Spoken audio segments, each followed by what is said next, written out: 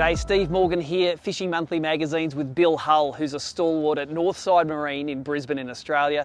We're testing a Surtees boat today, Bill, one of your favourite brands to sell. Yeah, it's lovely. Yeah, at Northside Marine we have a number of brands, 4 brands, but this is one of 3 aluminium brands all the way from New Zealand. So we've been doing Surtees now probably just over 10 years, about 11 years actually, 10, 11 years now.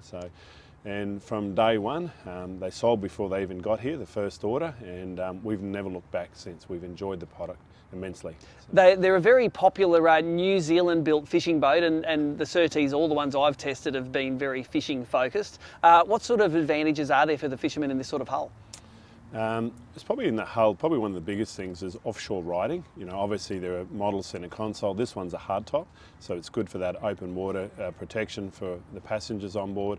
And obviously the non-ponding hull. So it's got a ballast system in the hull there that when you're at rest it fills with water. Because it's such a deep V, it gives the hull stability.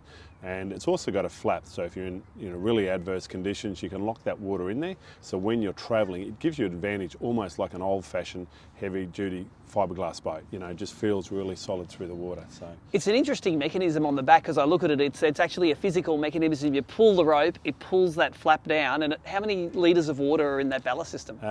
This one's a 610, so it's 300 litres of ballast, so close to 300 kilos of extra in the bottom of the hull, just holding it down there, just giving you that stability. And in rough conditions, you notice it. You know, when you get these really big waves, instead of going right up and over them, you can actually feel the boat's got some shoulders and it's actually pushing through the top. And then while you're doing speed, instead of going to get more airboard, it actually pushes down the back of the wave. So when you're in those headland sort of seas, cross waves, all that type of thing, you can actually really get a good headway and incredibly soft ride. So. Now, New Zealand boats have a tradition of being good quality and very seaworthy boats because all of you New Zealanders are crazy. You go out in weather when if it's not blowing 20 knots, you're not going out because it's too calm. Tell us about the quality of build. Like, the welds look beautiful on this boat, and it's obviously easy to sell to a customer when they can see how well it's built. Yeah, that was something, Steve, we noticed from day one, just the quality. We had a lot, Northside Marine, the history right back into the 80s with stingray boats and sportfish, Pacific sportfish, so we kind of figured we knew everything to know about plate boats from our history until we put on Surtees, and we knew very quickly or straight away that these guys had the intimacy in building plate boats, and we had not seen such a culture and a finish in any plate boat we had ever experienced. So we enjoy that, we enjoy it. Now, Northside, a big Yamaha dealer. Tell us about the big donk on the back. Is this the maximum horsepower? What have we got? So yeah, 610 is rated to 150 horsepower. We can start at 130, and then some of our customers like that little bit extra power and torque, and then we jump up to the 150 on there, which is maximum. So give us a top speed of about 70 kilometres an hour at about 6,000 RPM. And of course that 2.7 litre Yamaha is a solid workhorse. We've tested dozens and dozens of them over the years, and looks good on this boat. Now, you bring the boat in from New Zealand, comes in a container, I assume, and you whack it on a local trailer. What have we got under it? Redco. So the last number of years we've shifted from the steel galvanised trailers, still with Redco, but up to the aluminium trailer. It has a V-loader at the rear of it, so driving on is quite easily. And like Surtees, they have a quick release catch, so it's a one-man operation to be able to centralise it quite easy in windy and even choppy conditions, and right up to the roller and clips on there. And even on these ones we have like a step that we've, through the factory, put on the winch post, so you can actually step up onto the bow to get access by yourself and also to get down by yourself. So it's one-man operation. And that's a thing a lot of boat dealers don't do, is it's very difficult to enter the boat from the front. It seems like an obstacle course that not a lot of us can get over. So ingress from the back is easy through the transom door, on the front's easy with the trailer step. Let's go and put that to action, take this on the water and see some performance statistics for this Surtees.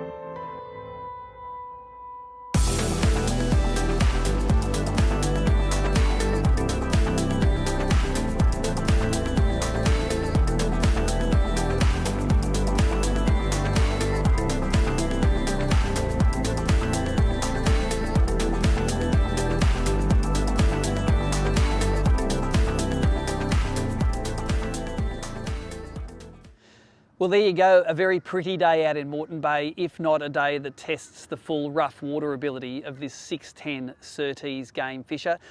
It's a great looking boat. At the ramp here, everyone stops to have a look at it. But even when you get up close, the welds on this thing are immaculate. There's something in the water in New Zealand. Those guys really know how to put together an aluminium boat. And overall, nearly every New Zealand built plate boat that we test is designed to fish in filthy, nasty weather. You notice that they don't like walk-arounds, they like waves go around. I've been fishing in New Zealand, they launch in crazy conditions, and these are designed to channel all of the water that comes over the front out the sides and not into the cockpit and leave you a relatively dry place to go fishing. When you start at the back of the boat, the EVA deck, the Northside Marine guys always order it in a dark colour because you want to keep it in good condition, but it's all the way through the boat and it really softens what can be a hard boat under the floor. A bare plate boat without that deck is hard on the feet and a little bit hard on the back, but it looks good and it's very practical because you can wash it off with a garden hose. When you move into the boat, it's a very innovative little transom door. It just slides up and down, and underneath it is a live bait tank, which I think typifies the simplicity in design in some of these boats. It overflows through these small little drilled holes and it flows onto the duckboard and out of the boat. So anything which is fed and drained by gravity like that, it's a good deal and it's unlikely to break down when you're on the water. Move to the bait station. It's a cool bait station as well. All the bait and messy stuff happens on top, but underneath there's some tackle drawers and also an area for your standard size tackle trays. But then move under that as well, and you can see in the cutaways here, there's a dry storage area where your isolation switches all are out of the weather. Lift that hatch up under there and that's where your batteries live. So the New Zealanders are really big on this sort of central station in the back, and I think that the guys from Surtees have done it really well. Moving down, of course, you've got, they call it the anti-roll system, but it's a water ballast system. This one holds about 300 litres, and when you drive off, that water can drain out, or you can pull the lever on this boat or push a button, which is an electronic option. That water stays in, and the theory is, of course, on the rough days, that extra weight helps keep that boat in the water and gives you that heavy boat ride, but you're only trailering a light boat. I really like the helm's comfortable. I really like the fact that you can sort of chop and change how you set up your seat storage. The seats in this boat have got some simple storage on the driver's side, but on the passenger side it's a slide out esky which you can use as a seat. Keeps your cold drinks in, keep your food in, or alternatively you can keep fish in there if you want to keep them in a cold room. It's got a shortish cabin on it, and it's not a lockable cabin. It's just got a canvas door to give you a little bit of privacy between yourself and what's happening in the back of the boat. But like all of these New Zealand boats, it's built for utility. You can get out of the weather, but this is built to go fishing in. Economy-wise, this thing has a 200 litre tank in it, and at the best economy you get 1.9 kilometres per litre, which gives you around 350 kilometres plus of theoretical range, and that's plenty to get out and in again if you're in this part of the world. At that speed, 36 kilometres an hour at that economy, if you, like me, and on a day like today, you want to drive around at wide open throttle, you'll go 70 kilometres an hour at 6,100 RPM, and you'll get 1.2 kilometres per litre. So as always, that economy drops 30 to 40% if you want to drive these things with the hammer to the floor the whole time.